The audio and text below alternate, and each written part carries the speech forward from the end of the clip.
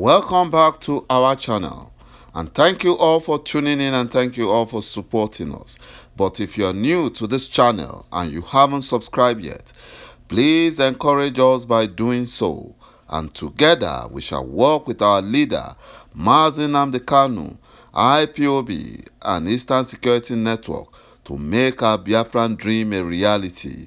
He say, as the truth of how Mazi Nnamdi Kanu kidnap in Kenya and subsequent smuggling into Nigeria continues to emerge, the Israeli government said that the Nigerian intelligence agency who smuggled him into Nigeria is in clear violation of his human rights.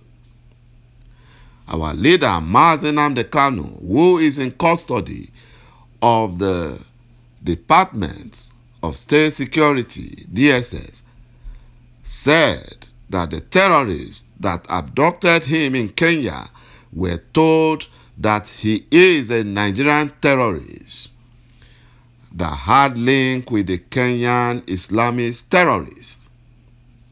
That was what they said. They said he's a Nigerian terrorist linked to the Islamic terrorists in Kenya. That was the big lie they told them. You know, his kidnappers chained him to the floor and tortured him, but they started treating him well when they got to know his true identity. You know? But the good news is that our leader, Mazi Nnamdi Kanu, is in high spirits at the DSS detention facility. And his lawyers, led by Barrister Ifeanyi Ejiofor, has promised that they will do everything to ensure that he gets justice. You know, Mazi Nnamdi Kanu was held in a nondescript private facility and chained to a bare floor, but despite what he passed through, he was in high spirits and looked forward to overcoming the extraordinary redemption that brought him to Nigeria.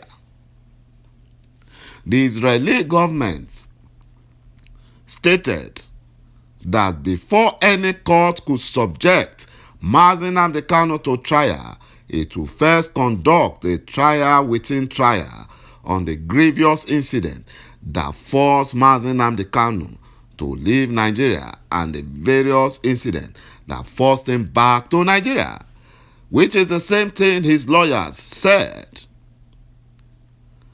According to Barrister Aloy Ejimakor, no court of law, conscience, and equity will overlook those two incidents and proceed to trial. They can't. It was further revealed that Mazi Nnamdi Kanu was flown alone from Kenya to Nigeria in a private jet from Jomo Kenyatta International Airport, Nairobi, and that he was the lone passenger. Kanu was blindfolded and driven to the tarmac very close to the plane without passing through immigration, adding that the plane departed Nairobi at about 12 p.m. and arrived Abuja, Nigeria in the evening. My brothers and my sisters, you can see that the Kenyan government cannot defend themselves any longer. Yesterday, we reported how the Al-Shabaab terrorist group in Somalia confessed that they were hired to kidnap Mazi Nnamdi Kanu. They never knew why. They never know him until his true identity was revealed to them. And the Kenyan government have not paid them the remaining balance. You know? And today, we can see that he was kidnapped and they did not pass through the immigration services. And that was why the Kenyan ambassadors were boasting or, crying that anyone who has the evidence should show them. Now the evidence have begun to come in. So I don't know how they can deny it. You know, we were told, according to the Al-Shabaab terrorists, that Mazi Nnamdi Kanu is a Nigerian terrorist linked to Islamic terrorists in Kenya. And they paid him heavily. And the abductors disclosed to Mazi Nnamdi Kanu that they abducted him at the behest of the Fulani Nigerian government, who lied to them. No warrant of arrest was shown to Kanu or even mentioned to him, and that of, when he was held incommunicado for 8 days, nothing to present to him before a court or transferring him to an unofficial detention facility was ever mentioned. You can say that the Nigerian government are the real terrorists. They are terrorists. They are terrorists. They are big-time terrorists. Mazi Nnamdi Kanu has filed an application before the Federal High Court Abuja seeking to be transferred from the custody of criminal DSS to the Nigerian Correctional Service Center in Kuje. The Israeli government told the Fulani Nigerian Minister of Justice, terrorist Abubakar Malami, who had insisted that he lawfully intercepted as a result of a collaborative effort of various security agencies in the country. The Israeli government told him that he is a liar and will be held responsible if anything happens to Mazi Nnamdi Kanu.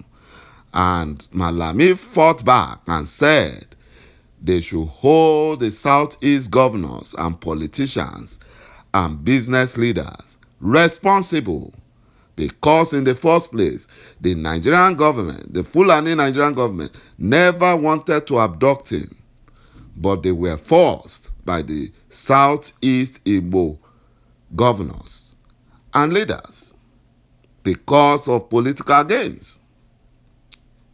Mazi Nnamdi Kanu alleged that he has been subjected to mental and psychological torture by the DSS, saying it would be in the interest of justice for the court to order his transfer, to the Nigerian Correctional Service, which he described as an impartial facility that has no interest whatsoever in the outcome of his trial.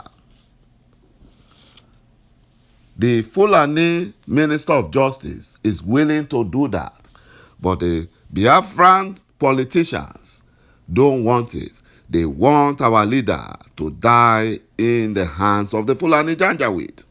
They want it because they believe that if he's alive, Biafra referendum will be called, and when it is called, Biafra freedom will come, and they will be irrelevant in Nigeria. They will be irrelevant in Biafra.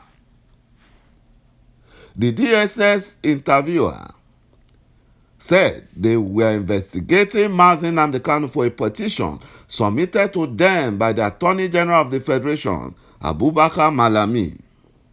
The Attorney General of the Federation and Minister of Justice, terrorist Abubakar Malami, wrote a petition to the DSS services asking them to quiz Mazi Nnamdi Kanu over a number of issues. The AGS petition to the DSS centers on Mazi Nnamdi Kanu's series of broadcasts from Radio Biafra concerning Nigeria and his call for secession. So my brothers and my sisters, you can see that the Fulanis are afraid. They are not charging him for treason. They are just looking for soft landing.